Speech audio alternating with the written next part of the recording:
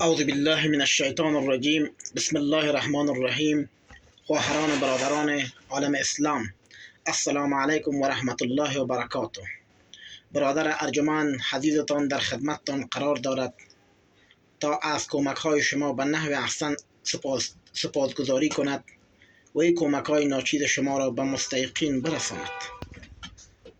از تمام برادران، پدران، خواهران، مادران که مقیم در خارج هستند، خداپرستای واقعی هستند، در راه خدا انفاق میکند، خداوند اجر و ثواب آنها را در دنیا و آخرت میدهد.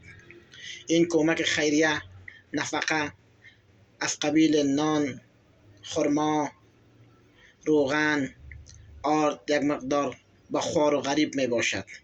اگر شما دست همچو اشخاص افراد ناتوان را بگیرید، بیوه زنان و یتیمان را بگیرید، الله شما را این پاداش را در دنیا و آخرت نصیب حالتان میگرداند.